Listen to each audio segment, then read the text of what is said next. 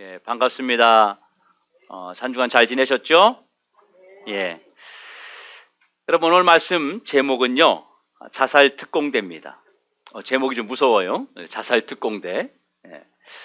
지금 이스라엘은요, 최대 위기의 상황에 처해 있습니다. 이유는 미디안 연합군이 이스라엘을 공격하기 위해서 모래산 골짜기에 진을 치고 공격할 틈을 지금 노리고 있기 때문입니다.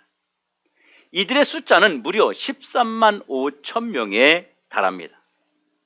모래산 근처 골짜기에 진을 쳤는데 마치 해변의 모래알처럼 많았고 메뚜기처럼 많았다고 성경이 기록하고 있습니다.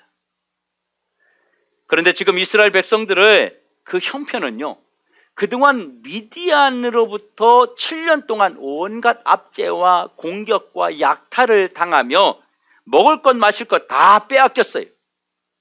그동안 시달리고 고생하여서 모든 것을 빼앗겨서 변변하게 생활조차 할 수 없는 그런 상태입니다. 그러다 보니까 제대로 된 군사가 있을 리가 없습니다. 이런 상황에서 13만 5천 명의 연합군이 쳐들어왔기 때문에 기드온은 그냥 그대로 있을 수가 없었습니다. 그래서 백성들을 설득해서 미디안과 싸울 사람들은 모이시오! 그렇게 외쳤어요.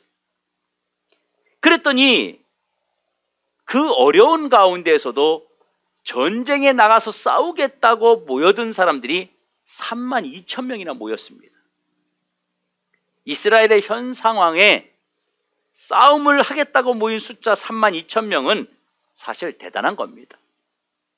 하지만 이 숫자로 적군 미디안을 상대하기란 너무 힘에 겨운 상태입니다. 13만 5천 명 대 3만 2천 명이면 4.2 대 1로 싸워야 되는 것입니다. 게임이 안 되는 싸움이죠. 그런데 전쟁하겠다고 모인 3만 2천 명은 군사들이 아니라 아무런 훈련을 받지 못한 그냥 일반 백성들, 농사꾼이었던 것입니다.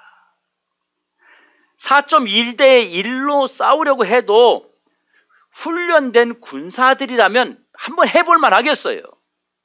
그런데 이 사람들은 지금 전쟁이라는 것을 창칼을 한 번도 들어보지 않은 그런 사람들이기 때문에 전쟁을 한다고 하는 것은 사실 불가능한 상태입니다. 그런데 하나님께서 기드온에게 말도 안 되는 두 가지 명령을 하셨습니다.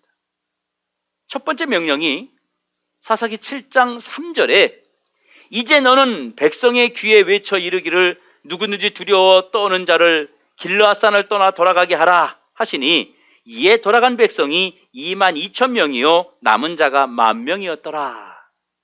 백성들이 너무 많아서 돌려보내라는 것입니다. 3만 2천 명이 너무 많다는 거예요. 하나님은 지금 기드온이 잘못 들은 것은 아닐까요? 3만 2천 명이 많다고 하는 거예요. 지금 전쟁을 앞두고 두렵고 무서운 자들은 집으로 돌아가도 된다, 이렇게 말이 끝나자마자 우수수수수 다 돌아가 버린 겁니다. 마치 그때 돌아간 사람이 2만 2천 명이었어요. 그러면 1만 명에서 3만 2천 명에서 2만 2천 명 빼니까 몇 명 남아요? 1만 명 남은 거예요. 이제 1만 명 남아 있습니다. 1만 명하고 13만 5천 명하고 싸우면 13.5 대 1로 더 줄어든 겁니다. 이제 말도 안 되죠. 하지만 하나님께서 말씀하시니까 하는 수 없이 그 말씀에 순종할 수밖에 없었습니다. 그리고 하루 종일 저전을 가다듬고 이제 전쟁을 하려고 남은 1만 명이 열심히 훈련을 했어요. 땡볕에서 열심히 훈련했어요. 얼마나 목이 말랐겠습니까? 그래서 그들에게 물을 마시게 했습니다. 그들이 얼마나 땡볕에서 목이 마르고 물을 갈급했을까요? 그래서 그들에게 하룻샘에 가서 이제 물을 마셔도 좋다고 그렇게 말했습니다. 1만 명의 백성들이 물가에 가서 이제 물을 마시기 시작합니다. 얼마나 목이 말랐는지 어떤 사람들은 이 얼굴을 물에다가 쳐박고 쿡쿡쿡쿡 물을 마시는가 하면 어떤 사람은 개처럼 무릎을 꿇고 막 물을 핥아먹는 것입니다. 그리고 또 한 사람은 다른 모습으로 먹고 있는 것이었어요. 이때 하나님께서 두 번째 명령을 하셨습니다. 사사기 7장 5절에 이렇게 말씀하십니다. 이에 백성을 인도하여 물가에 내려가매 여호와께서 기드온에게 이르시되 누구든지 개가 핥는 것 같이 혀로 물을 핥는 자들을 너는 따로 세우고 또 누구든지 무릎을 꿇고 마시는 자들도 그와 같이 하라. 물을 마시게 했더니 물을 마시는 모습이 두 종류로 나타났는데, 한 부류는 얼굴을 물에다 대고 먹는 사람이 있는가 하면 한 부류는 물을 떠서 입가에 대고 먹는 사람이 있었던 것입니다. 이때 하나님께서 말씀하셨어요. 무릎을 꿇고 얼굴을 쳐박고 정신없이 물을 먹는 자들은 다 돌려보내라, 이렇게 말씀하신 거예요. 손으로 움켜쥐고 입에서 핥는 자들만 남겨라, 이렇게 말씀하신 거예요. 얼만큼 돌려보냈을까요? 9,700명을 돌려보냈습니다. 이제 몇 명 남았습니까? 300명. 계산이 빠르시네. 계산이 안 될 줄 알았는데 300명이 남아 있습니다. 이제 300명 갖고 전쟁을 해야 되는 거예요. 13만 5천 명 대 300명, 450대 1로 싸우는 겁니다. 이거 전쟁하라는 겁니까? 말도 안 되는 거죠. 도대체 어떻게 300명을 데리고 13만 5천 명을 상대할 수 있습니까? 남겨진 300명은 특공대가 아니에요. 설사 고도로 훈련받은 특공대라 하더라도 450대 1로 싸우는 것은 완전히 불가능한 것입니다. 차라리 손을 들고 항복하면 목숨은 살아남을 수 있습니다. 그런데 하나님은 말도 안 되는 명령을 또 하십니다. 이번에는 뭘 명령하셨냐면 싸우는 방법을 말씀해 주시는 거예요. 16절부터 18절에 보면 뭐라고 말하냐면, 손에 항아리를 들고 나팔을 메고 한 손에 횃불을 들고 적진에 들어갈 때에 300명이 한 번에 들어가는 것도 아니고 100명씩 세 팀으로 나누어서 그렇게 들어가라는 거예요. 그리고 들어간 후에는 일제히 항아리를 깨트려 버리고 횃불을 높이 들면서 소리를 지르라는 겁니다. 이것이 주님이 싸움하는 방법을 가르쳐 준 것입니다.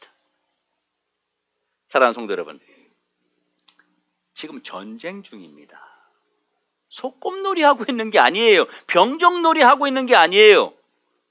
횃불을 들고 밤중에 이동해서 나팔 불고 항아리를 부수라는 말씀입니다.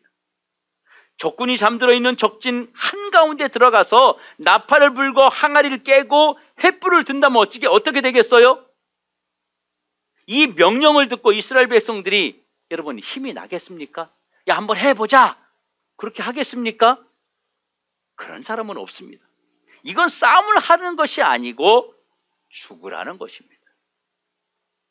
적진에 들어가서 이 같은 행동을 한다면 300명의 이 백성들은 순식간에 몰살을 당할 수 있습니다. 13만 5천 명의 군사들이 자고 있다가 한 번에 동시에 시끄러운 소리 나니까 와 일어나 버리면 그냥 그 자리에서 몰살 당하는 겁니다.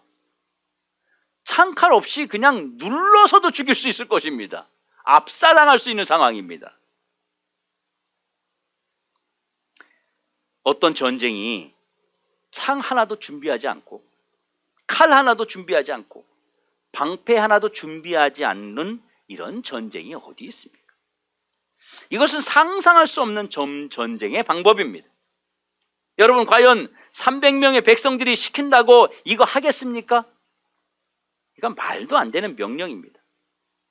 300명이 하나로 완전히 똘똘 뭉쳐서 들어가도 승산이 없는데 300명을 100명씩 나누어서 세 팀으로 나누어서 적진에 들어간다면 더더욱 아무것도 기대할 수 없는 상황입니다. 그런데 왜 이런 명령을 하셨을까요? 기드온과 300명의 백성들은 이 명령대로 한다면 목숨을 내놓아야 할 것이 뻔한데 이거 하려고 하겠냐는 것이죠. 여러분 같으면 하겠습니까? 말도 안 되는 소리 한다고 아마 애초에 포기해버릴 것입니다. 사랑하는 더드림교 성도 여러분, 왜 하나님은 이런 방법으로 싸우라고 하셨을까요? 그러면 왜 하나님께서 이렇게 터무니없고 말도 안 되는 전쟁을 기드온과 백성들에게 요구하시는 걸까요? 하나님은 전쟁을 주관하시는 총사령관입니다. 하나님의 작전은 실패가 있을 수 없습니다. 전쟁을 해서 백전백패임을 하나님은 이미 알고 계셨어요. 그래서 승리를 주기 위해서 이런 명령을 내리신 겁니다. 그런데 왜 기드온과 300명의 백성들을 항아리 부수고 나팔 불고 소리를 질러서 도리어 위험에 빠뜨리신 것일까요? 조용히 들어가 가지고 각 진영에 불을 질러라 뭐 이러면 더 나을 텐데 거기 가서 막 소리를 지르는 겁니다. 그것은 나 여기 있습니다. 나 좀 여기서 죽여주세요. 나 잡아가세요. 이런 꼴이 아닙니까? 왜 하나님께서 이런 터무니없는 명령을 하셨느냐는 것이, 이런 행동이 왜 필요했을까요? 왜 꼭 이런 식으로 전쟁을 치루어야 했을까요? 우리는 몇 가지를 기억해야 됩니다. 첫째, 우리가 아무것도 하지 않으면 하나님도 아무것도 하지 않으신다는 사실입니다. 하나님은 아무것도 하지 않는 자에게 어떤 것도 주시지 않습니다. 하나님은 움직이지 않는 자에게 어떤 일도 행하지 않으신다는 것입니다. 하나님께서 기드온과 300명의 백성들이 하나님의 명령대로 나팔 불고 항아리 깨트리고 횃불을 높이 치켜들고 여호와의 이름을 외치도록 한 것은 이들이 이렇게 헌신할 때, 이렇게 이들이 움직일 때 그것을 신호로 하나님께서 싸우시겠다는 약속이었습니다. 쉽게 말하면 그들이 항아리를 부술 때 하나님은 움직이시겠다는 것입니다. 그들이 나팔을 불 때 하나님이 움직이시겠다는 거예요. 그들이 횃불을 높이 들 때 하나님이 그곳에 오시겠다는 겁니다. 이들이 소리를 높이 지를 때 하나님이 공격하시겠다는 것입니다. 항아리를 깨는 것은 하나님, 나 좀 도와주세요. 나팔을 부는 것은 하나님 어서 오세요. 횃불을 높이 드는 것은 하나님 저 여기 있습니다. 살려주세요. 여호와를 위하여, 기드온을 위하여라고 소리를 지르는 것은 나는 하나님의 백성입니다. 하나님의 자녀입니다. 하나님 나 좀 살려주세요. 이렇게 하나님을 향하여서 신호를 보내라는 겁니다. 사인을 보내라는 겁니다. 그러면 하나님께서 항아리 부수는 소리를 들으시고 나팔 부는 소리를 들으시고 횃불을 보시고 소리치며 주님을 경배하는 자에게 하나님은 찾아와서 도와주시겠다는 거예요. 적진에 들어가서 그냥 있는 것이 아니라 바로 이 횃불을 들고 항아리를 깨트리고 소리를 지르는 것은 하나님에게 사인을 보내는 거예요. 하나님, 나 여기 있어요. 지금 여기 어려운 상황이에요. 도와주세요. 이 사인을 보내라는 거예요. 신호를 보내라는 거예요. 여러분, 전쟁터에서 전쟁할 때에 총사령관이나 지휘자가 자기가 개시 그래야 총을 쏘지 그냥 자기 혼자 막 쏘는 게 아니잖아요. 탱크에서 포를 쏠 때도 본부에서 어느 지역에 지금 포를 쏴라 신호를 해야 쏘는 거잖아요. 그것처럼 적진에 들어가서 항아리를 깨고 소리를 지른 것은 하나님 도와주세요라고 사인을 보내는 것이었습니다. 그래서 백성들이 신호를 하면 아버지가 그 백성들을 건져주시고 그 백성들을 약속하신 대로 도와주신다는 거예요. 결국 기드온과 300명의 용사들은 항아리를 부수면서 하나님 이제 시작하세요. 나팔을 불면서 하나님 이제 싸우세요. 횃불을 높이 쳐들면서 하나님 이곳을 공격하세요. 이렇게 신호를 보낸 거라는 말입니다. 그러면 여호와께서 역사하시겠다는 거예요. 하나님의 약속을 믿고 자신의 생각을 깨트리고 그리고 부수고 나아가서 명령대로 실천하면 하나님께서 모든 것을 해결하신다는 약속이었던 것입니다.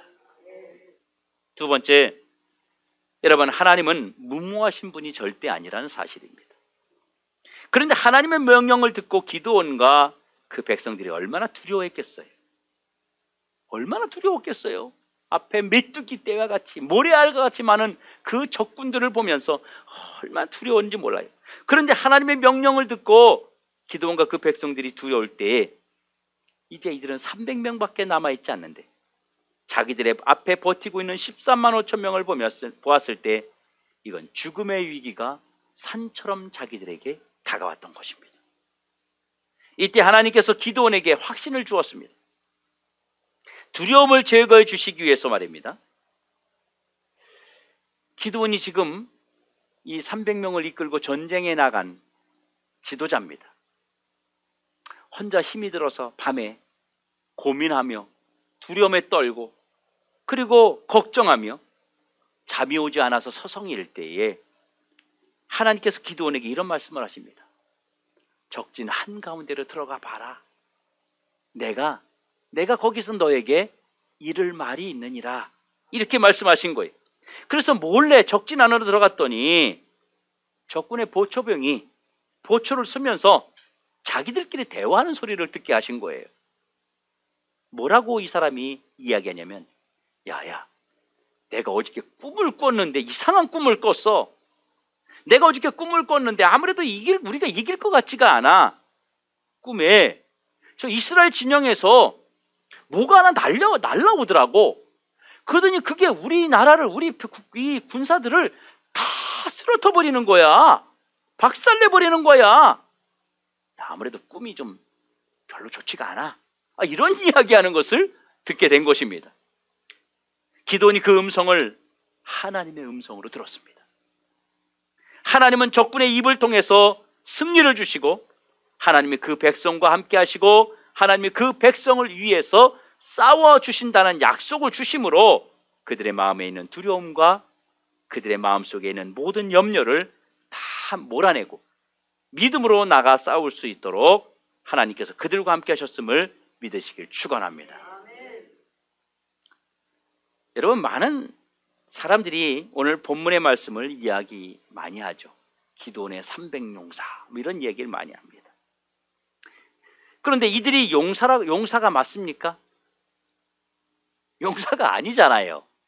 그냥 농사 짓는 그냥 백성들이잖아요. 뭐 용사 그러면 뭐 창을 좀 써봤다든지 칼을 한번 휘둘러 봤다든지 방패를 좀 써봤다든지 뭐 그래야 되는데, 아니면 골리앗처럼 그럼 용맹한 무슨 그런 용병쯤은 되어야 용사라고 말할 수 있지 않겠습니까? 이들이 한 일이 뭐가 있어요? 아무것도 없습니다. 교회마다 이렇게 기도합니다. 하나님, 우리 교회에 기드온의 300용사 같은 사람을 보내주시옵소서. 이렇게 기도합니다. 그러면 하나님이 어떤 사람 보내주는지 아세요? 물을 떠서 먹는 사람 보내줍니다. 여러분, 그런데 왜 우리가 300명의 용사라고 부르는 것입니까? 이들은 용사가 아니잖아요. 성경 어디에도 이들이 용사라고 말한 곳은 없습니다. 그런데 우리가 300용사라고 말하는 이유가 있습니다. 이들은 평범한 백성이었습니다. 하나님은 이들이 기드온을 중심으로 믿음으로 하나 되었을 때 용사처럼 사용되었습니다. 이들은 처음부터 용사가 아니었어요. 이들은 믿음으로 하나 되어서 하나님의 약속을 실천할 때 그때 이들이 용사처럼 쓰임받은 것입니다. 하나님이 용사처럼 쓰셨기 때문에 용사가 된 거예요. 아무 힘이 없고 약한 자라도 하나님이 용사처럼 쓰시면 용사가 되는 줄로 믿으시길 축원합니다. 여러분, 용사의 조건이 무엇입니까? 용사의 조건, 하나님께서 함께 하시는 것이 용사입니다. 하나님 앞에 우리의 힘은 아무것도 아닙니다. 하나님은 우리가 무엇을 갖추었기 때문에 우리를 사용하지 않으십니다. 우리 중에 이런 사람이 있습니다. 나는 돈이 없습니다. 나는 가진 게 없습니다. 나는 능력이 없습니다. 나는 재능이 없습니다. 나는 배운 게 없어요. 그래서 나는 아무것도 할 수 없습니다. 이렇게 말하는 사람들이 있습니다. 그렇지 않습니다. 성경 어디에도 하나님은 학력대로, 돈대로, 가문대로, 명예대로 그 사람을 쓴다는 것은 한 구절도 기록되어 있지 않습니다. 그리고 창세기에서부터 요한계시록까지 하나님 앞에 쓰임받은 어떤 사람들을, 그 인물들을 볼 때 그 사람들이 그만한 능력이 있어서 사용된 사람은 아무도 없다고 하는 것입니다. 하나님은 왜 능력 있는 사람을 쓰지 않고 재능 있는 사람, 힘 있는 사람, 경험 있는 사람, 이런 사람을 쓰지 않으셨을까요? 왜 그러셨을까요? 답은 간단합니다. 하나님은 아무리 약한 자라도, 아무리 형편없는 자라도 하나님은 용사처럼 사용하실 수 있는 분이기 때문에 굳이 용사가 필요 없었던 겁니다.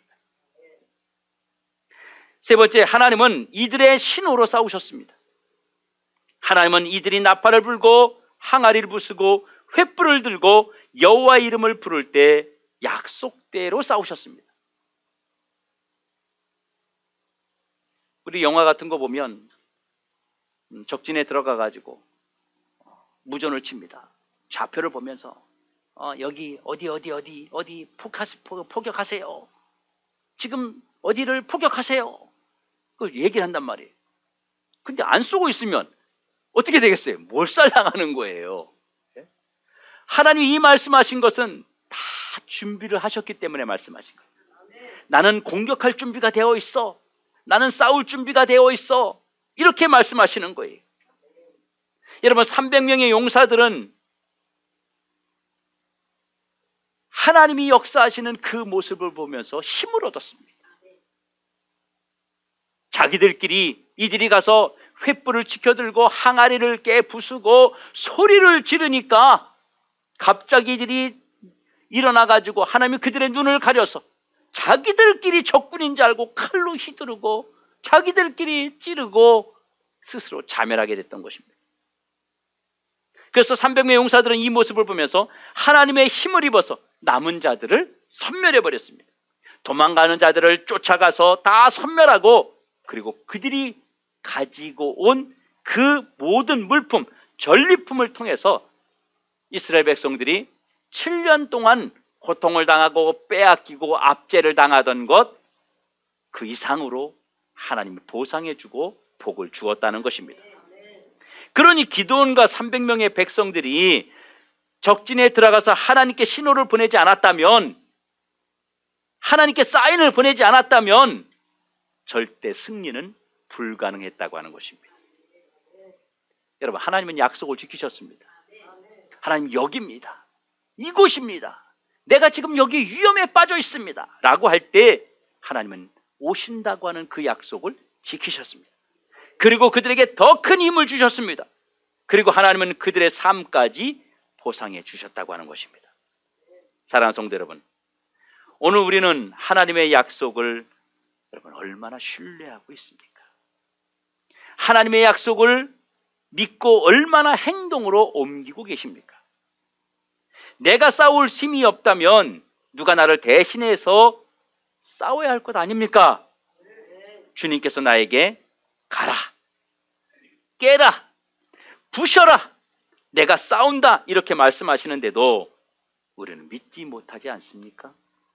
가지 못하고 있지 않습니까? 행동하지 못하고 있지 않습니까?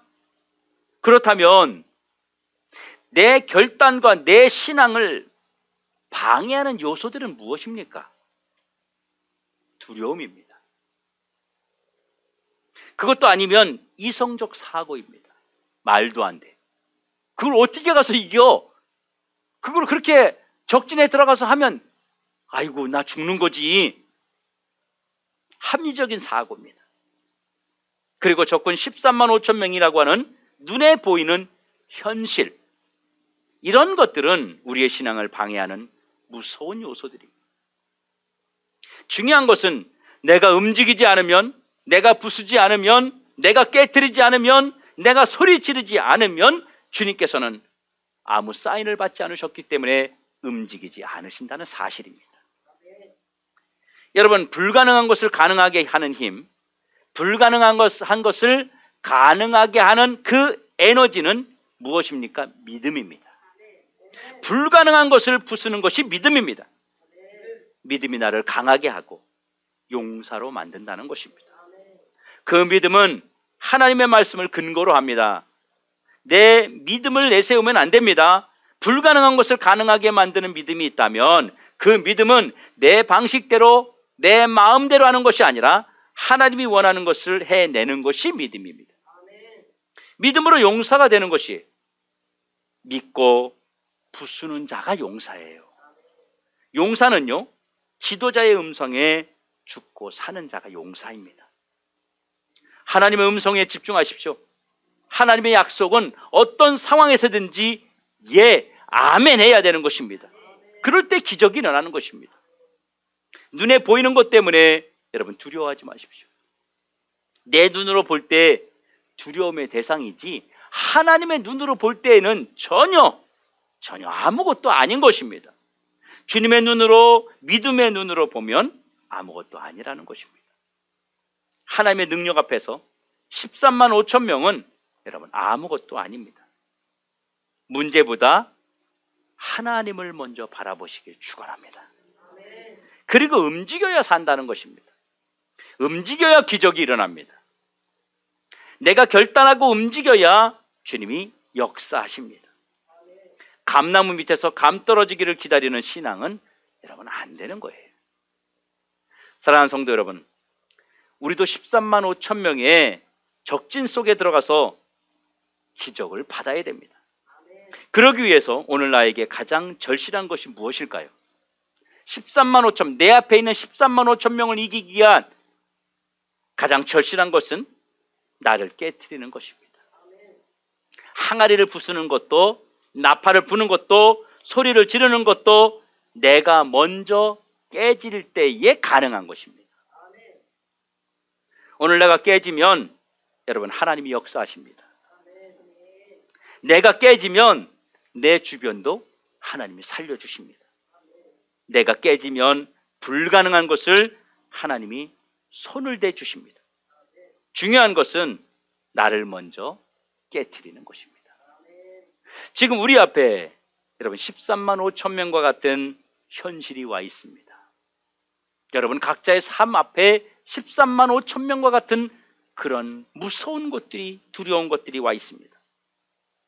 그런데 아무것도 하지 않으면 안 된다고 하는 것입니다. 우리는 결단하고 움직여야 됩니다. 믿음을 갖고 하나님께서 기뻐하시는 일을 위해서 움직일 때 질병의 13만 5천 명이 무너지게 될 줄로 믿습니다. 사업의 13만 5천 명이 무너지게 될 줄로 믿습니다. 근심과 걱정의 13만 5천이 무너지게 될 줄로 믿습니다. 내 자녀의 앞길을 막고 있는 13만 5천이 무너지게 될 줄로 믿습니다. 여러분, 내 힘으로 도저히 해결할 수 없는 13만 5천의 세력들이 무너지는 축복이 있기를 주님의 이름으로 축원합니다. 기도하겠습니다.